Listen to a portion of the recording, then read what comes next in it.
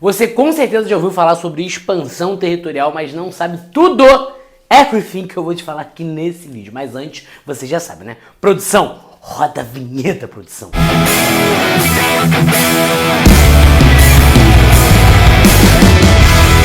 Fala minha galera, SOS História, professor Pedro Ricciolo com mais um vídeo aqui no canal do YouTube pra vocês. Antes de mais nada, se inscreve aqui nesse canal maravilhoso que tem te ajudado a estudar cada vez mais.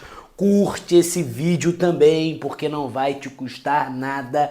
E ativa o sino pra saber, plim plim, sempre que os vídeos novos vão estar saindo pra você. Ativa agora essa porcaria desse sino, agora, pra ajudar a gente a crescer, beleza? Se você quiser tirar print desse quadro aqui, wonderful, maravilhoso que eu preparei pra você, que eu montei pra você, sobre expansão paulista, expansão no sul. Vambora, produção! E se o amor vencer todos os preconceitos, que você seja feliz, seja feliz, eternamente é de vocês, vai! Enquanto você passa eu só vejo você, se a lua brilha em seu rosto sou eu. Galera, falando sobre expansão paulista. A expansão que ocorre a partir de São Paulo, da região paulista, ela é causada por conta da atividade dos bandeirantes. Você sabe, ou se você não sabe, está sabendo agora, que os bandeirantes eles são uma iniciativa particular. Eles eram financiados por particulares para buscar por riquezas no interior e também para aprisionar indígenas. Esses que buscavam riquezas no interior são chamados de bandeirantes prospector. O bandeirante prospector, portanto, é o que busca pelo ouro, beleza? Ele vai para o interior buscar pelo ouro. Ou seja, qualquer atividade bandeirante você tem que lembrar que gera um processo de interiorização. Além do prospector, nós temos os bandeirantes que buscavam por outros indígenas. Por que outros indígenas? Porque os bandeirantes eles são compostos por homens brancos, por mestiços e principalmente a maioria por indígenas, beleza? Ou seja, a maior parte dos bandeirantes eram indígenas que eram financiados por particulares, donos de terra, fazendeiros, para ir para o interior, para buscar por outros indígenas. Geralmente, esses indígenas estavam ali em aldeias jesuíticas, beleza? Então, nas aldeias dos jesuítas eram os lugares nas missões jesuíticas que esses caras buscavam indígenas. Por quê? Porque diziam que esses indígenas nas missões jesuíticas eles já estavam mais doutrinados, mais educados, mais aculturados ali para uma religião católica e consequentemente não eram tão rebeldes, não teriam tanta resistência como se fosse buscar indígenas de tribos específicas, enfim, a resistência seria maior. Então eles sempre buscavam ali das missões jesuíticas e isso obviamente vai gerar um grande conflito entre bandeirantes e jesuítas por conta ali da mão de obra indígena. Esses caras querem aprisionar indígenas com objetivo específico, tornar esses indígenas escravos. Lembrando que desde a chegada dos jesuítas, os jesuítas combatem veementemente a escravidão indígena. Só que isso se intensifica principalmente durante a União Ibérica e durante o período do Brasil holandês. Por quê? Porque quando os holandeses eles invadem o Brasil, eles também controlam o tráfico africano. Então acaba que a mão de obra africana ela é destinada para regiões de holandeses e não mais regiões de Portugal e Espanha e posteriormente, depois do fim da União Ibérica, só de Portugal. Então Portugal fica muito prejudicado, os territórios coloniais de Espanha e Portugal ficam muito prejudicados e para substituir essa mão de obra, buscam uma mão de obra indígena nessa carência da mão de obra africana como mão de obra escrava. Beleza? Tranquilo? A gente vai ter ali bandeirantes que vão buscar também reprimir quilombos, nós vamos chamar que são as bandeiras de contrato, beleza? Essas são os sertanistas de contrato, eles são contratados para ir para o interior, para reprimir quilombos, e aí a gente tem que dar ênfase, uma grande ênfase ao Domingos Jorge Velho, beleza? Que vai vencer indígenas careris, janduís e vai reprimir também o quilombo de Palmares, sendo responsável por matar o Zumbi de Palmares. Então muita atenção com esse nome que pode aparecer na sua prova, Domingos Jorge Velho.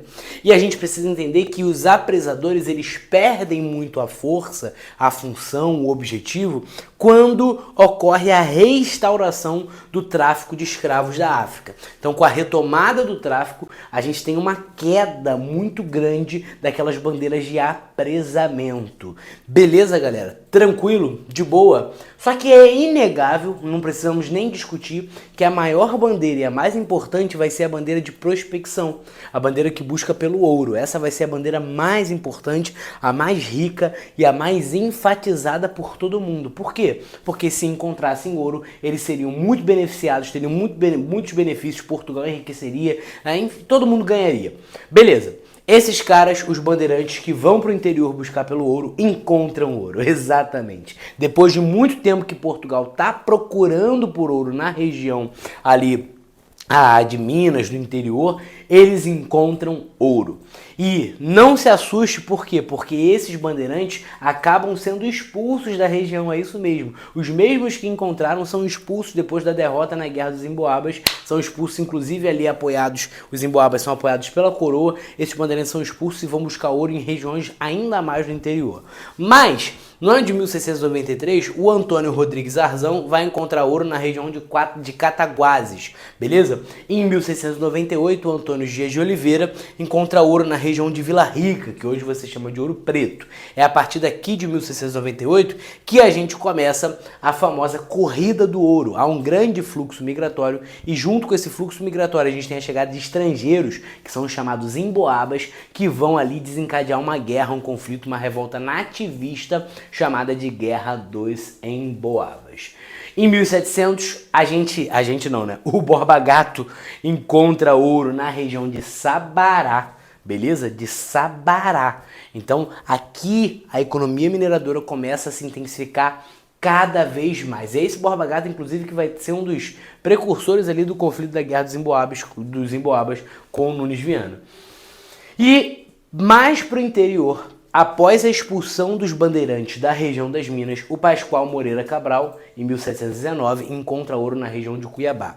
Tem que deixar claro que ouro encontrado em regiões mais para o interior que não Minas, se não Minas, não eram em tanta abundância como Minas. Minas Gerais foi a região ali naquele período de maior abundância de ouro, incomparavelmente, não tem nem como comparar. Em 1722, o Bartolomeu Bueno Filho encontra ouro na região de Goiás, também mais para o interior comparado a Minas. Então, o que a gente percebe? A gente percebe que a expansão paulista, ela ocorre a partir da região de São Paulo, por conta de fazendeiros, de proprietários de terra, que financiam grupos particulares, os bandeirantes, para ir para o interior e buscar por ouro, reprimir quilombos e também aprisionar indígenas. Paralelo a esse desenvolvimento da região das Minas, a gente tem também o desenvolvimento e a ocupação do sul do Brasil. Essa ocupação do sul do Brasil acontece por alguns motivos. Por exemplo, no ano de 1680, funda-se ali a colônia de Sacramento. A colônia de Sacramento hoje ela está localizada no que você chama de Uruguai. E ela ficava basicamente em frente, ali na outra margem do rio, da Bacia da Prata, de Buenos Aires. Por que Portugal vai fundar a colônia de Sacramento em 1680? É por conta de Minas Gerais? Não, porque se você perceber, eles nem tinham encontrado ouro ainda. Beleza? Nem tinham encontrado ouro aqui ainda. Por que ele funda? Porque Portugal queria marcar presença na região da Bacia da Prata, que era controlado majoritariamente pela Espanha, e estava interessado na mineração que descia da região de Potosí, beleza? Então Portugal está interessado em marcar presença e até interceptar talvez algumas coisas que desciam ali da região de Potosí. Em 1684, alguns imigrantes do arquipélago ali de Açores, junto com paulistas, fundam a Laguna em Santa Catarina, no ano de 1684. Se você não sabe, isso aqui vai dar uma grande confusão. Colônia de Sacramento. E a região sul vai ser uma grande desenvolvedora das estâncias, que são o quê? Grandes fazendas de gado, que conseguem se desenvolver por causa de uma região, um solo chamado de pampas. Consegue ter um grande desenvolvimento de gado e esse gado vai ser um grande responsável por abastecer a região das Minas Gerais. Esse gado ele era levado principalmente para a região das feiras de Sorocaba, em São Paulo. Os paulistas levavam esse gado para lá e de lá levavam para a região das Minas. Beleza, minha galera? Gostou desse vídeo? Já se inscreve no canal, ativa o sininho e, pô, ajuda a gente a crescer cada vez mais. Então curte, ajuda a gente aí, ó. E vamos lá, E se o amor vencer todos os preconceitos?